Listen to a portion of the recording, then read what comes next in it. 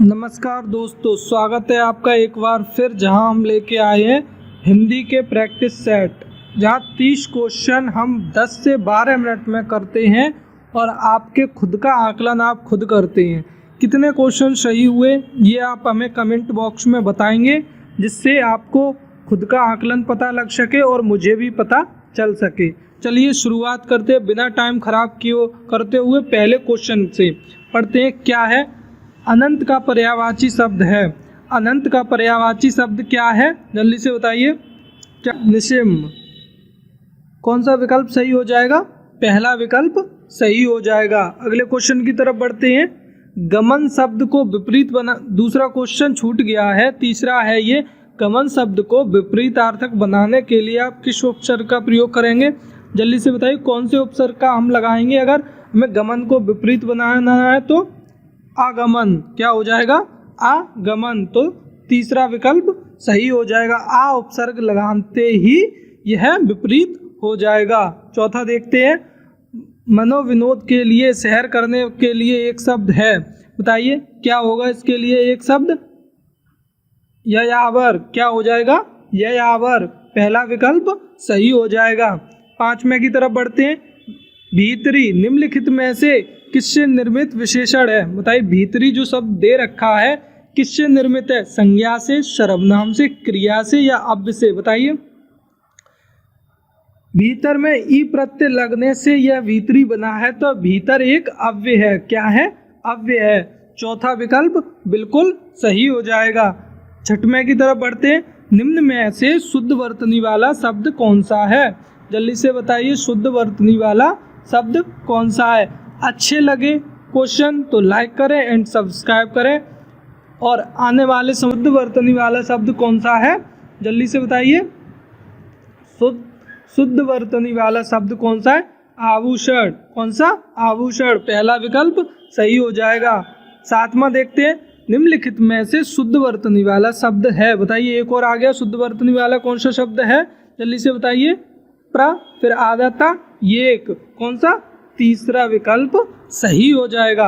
आठवां क्वेश्चन देखते हैं, निम्न में से ई उपसर्ग का सही उच्चारण स्थान है, तो ई स्वर का सही उच्चारण स्थान क्या है? तालु। कौन सा? तालु। दूसरा विकल्प सही हो जाएगा। 12 मिनट में 30 क्वेश्चन करते हैं हम, जो एक बहुत तेजी से 12 मिनट में 30 क्वेश्चन हम कर लेते हैं, जिससे आपके सारे टॉपिक से मैं लेके आता हूँ, प्रयास करता हूँ क्वेश्चन प्रत्येक टॉपिक से आपका रिवीजन भी होता रहे, आपको याद भी होता रहे। ठीक है, अगले क्वेश्चन की तरफ बढ़ते हैं। निम्न में से तत्सम शब्द है, तत्सम शब्द कौन सा है? जल्दी से बताइए। तत्सम शब्द कौन सा है? त्वरित तत्सम शब्द है। कौन सा? त्वरित। पहला विकल्प सही हो जाएगा। 10वां देखते हैं, नीचे दिए गए विकल्पों में तद्भव शब्द को चुनिए, बताइए कौन सा है तद्भव शब्द?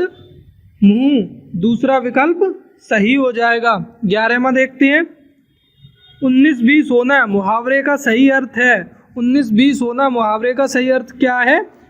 एक का दूसरे से थोड़ा अच्छा होना। दूसरा विकल्प सही हो जाएगा। अगले की तरफ बढ़ते हैं। 12वां, निम्न में से किसमें मूल शब्द और प्रत्यय सही अलग है? भाई कौन सा शब्द ऐसा है जिसमें मूल शब्द और प्रत्यय अलग हो रखे हैं? एक तरफ अलग वाले दे रखे, एक तरफ शब्द दे रखता है। तो लड़ाकू शब्द है जिसमें लड़ मूल शब्द है और आकू प्रत्यय है। तो कौन सा विकल्प हो जाएगा? चौथा विकल्प सही हो जाएगा। 13वां देखते हैं, निम्न में से उपसर्ग के योग से बना शब्द कौन सा है? बताइए उपसर्ग के योग से कौन सा शब्द बना रखा है? जल्दी से बताइए। औतार में ओ उपसर्ग लगा हुआ है। किसमें? औतार में ओ उपसर्ग लगा हुआ है। तीसरा विकल्प सही है। 14वां देखते हैं, राजभाषा किसे कहते हैं? बताइए राजभाषा किसे कहते हैं? जिसका प्रयोग सरकारी कामकाज में किया जा सके, जिसका प्रयोग सरकारी कामकाजों में करते हैं उसका राजभाषा कहते हैं। चौथा विकल्प एकदम सही है। 5वां देखते हैं, वीर रस का स्थायी भाव है। वीर रस का स्थायी भाव क्या है? कौन सा है? उत्साह। कौन सा? उत्साह। तीसरा विकल्प सही हो जाएगा। ये 5 क्वेश्चन गद्यांश से दे रखे हैं, आपको स्वयं पढ़ना है और उत्तर मैं बता दूंगा, लेकिन आपको एक बार खुद से पढ़ के उत्तर के जवाब देखने हैं, ठीक है? क्योंकि हर बार एक पैराग्राफ आता ही है, पेपर 2 में तो जरूर आता है, पहले में कभी कभार मिस भी कर देते हैं, लेकिन आपको अभ्यास करना चाहिए। चलिए पढ़िए और आप देखिए किस प्रकार के प्रश्न हैं, पढ़ लीजिए।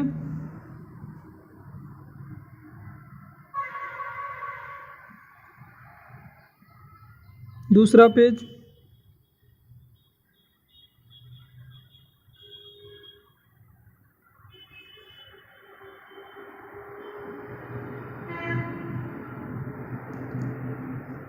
चलिए मैं क्वेश्चन की तरफ बढ़ता हूं, आप इसे अच्छे से पढ़ लीजिए। पाठ के अनुसार किसी भी प्राणी का स्वाभाविक गुण क्या है? बताइए, स्वाभाविक गुण क्या है? अपने देश से प्रेम होना। तीसरा विकल्प सही हो जाएगा। अगला देखते हैं, कौन सा कार्य देश प्रेम से संबंधित नहीं है? बताइए, कौन सा कार्य है जो देश प्रेम से संबंधित नहीं है? कौन सा कार्य है? अपने हित के लिए कार्य करना देश प्रेम से संबंधित नहीं है। चौथा विकल्प एकदम सही हो जाएगा। 18वां क्वेश्चन देखते हैं, किसी भी देश की उन्नति का सबसे पहला रूप आत्मोन्नति क्या है? बताइए क्या है? हम उन्नत होंगे तो हमारा देश का मस्तक ऊंचा होगा। चौथा विकल्प सही हो जाएगा। अगली तरफ बढ़ते हैं, 19वां देखते हैं क्वेश्चन क्या कहता है, देश की उन्नति के लिए हमें क्या करना चाहिए? बताइए क्या करना चाहिए? सभी को समानता और सह्याद्रता का पाठ पढ़ाएं। किसका? समानता और सह्याद्रता का पाठ पढ़ाएं। पहला विकल्प सही हो जाएगा। अगला देखते हैं 20वां, आत्मोन्नति शब्द का सही वर्ण विच्छेद क्या है? बताइए कौन सा सही वर्ण विच्छेद है? आ प्लस ता प्लस माँ ओ प्लस ना ना ना ता। सेकंड विकल्प सही हो जाएगा। ओके, 21वां क्वेश्चन देखते हैं, राणा की पुतली फ्री नहीं तब तक चेतन मुड़ जाता था। इन पंक्ति के रचयिता कौन है? इन पंक्ति के रचयिता कौन है? श्याम नारायण पांडे। तीसरा विकल्प सही हो जाएगा। 22वां देखते हैं, जाके प्रिय न राम बदेही तजिए ताई वैरी सम यद्यपि परम स्नेही। बताइए इस पंक्ति के किसकी पंक्तियां हैं? इस पंक्ति के रचयिता कौन है? इस पंक्ति के रचयिता कौन है? जल्दी से बताइए। तुलसीदास। कौन? तुलसीदास। पहला विकल्प सही हो जाएगा। 23वां देखते हैं, निम्नलिखित में से कर्ता कारक नहीं है। कौन से वाक्य में कर्ता कारक नहीं है? आपको वो वाला विकल्प देखना है। कौन से में नहीं है? अध्यापक ने छात्रों को पढ़ाया में कर्ता कारक नहीं है, बाकी तीनों में है। ठीक है, अगले क्वेश्चन की तरफ बढ़ते हैं। 24वां, निम्नलिखित में से तत्पुरुष समास का समास है। किसमें तत्पुरुष समास है? बताइए।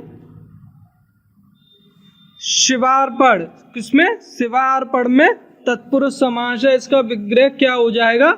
शिव को अर्पण, इसलिए इसमें तत्पुरुष समास है। दूसरा विकल्प सही हो जाएगा। 25वां देखते हैं, बालक की भाषा सभ्य एवं सुसंस्कृत बनाने में योगदान है। बताइए किसका योगदान है? परिवार का, समाज का, विद्यालय का, इन सभी का योगदान है। चौथा विकल्प एकदम सही हो जाएगा।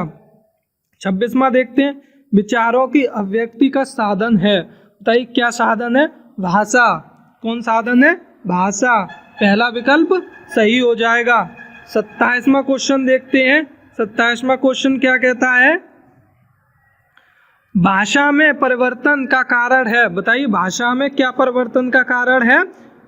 जब भाषा हमारी परिवर्तित हो जाती है उसका क्या कारण है? स्थान विशेष की जलवायु, कई पीढ़ियों का अंतर, भौगोलिक भिन्नताएं, उपयुक्त सभी। बताइए कौन सा उत्तर सही हो जाएगा? जल्दी से बताइए, जल्दी से बताइए कौन सा कारण हो सकता है?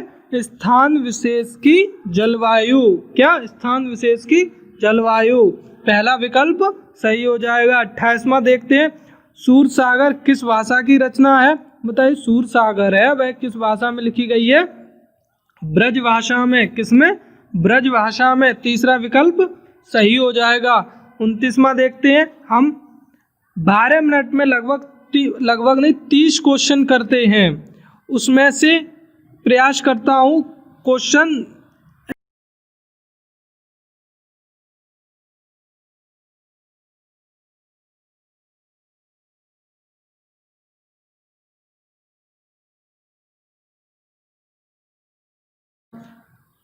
चलिए देखते हैं 19वां क्वेश्चन क्या कहता है। 29वां, वीरों का कैसा हो वसंत कविता किसने लिखी है? देखिए किसने लिखी है? सुमित्रा कुमारी चौहान ने। दूसरा विकल्प सही हो जाएगा। 30वां देखते हैं, निम्नलिखित में से कौन सी व्याकरण वर्तनी शुद्ध भाषा कहलाती है? बताइए, व्याकरण और वर्तनी से शुद्ध भाषा कहलाती है उसे क्या कहते हैं? मानक भाषा। क्या कहते हैं? मानक भाषा। 30 क्वेश्चन कर लिए हमने। नमस्कार दोस्तों, जय हिंद जय भारत। अच्छे लगे तो लाइक करें।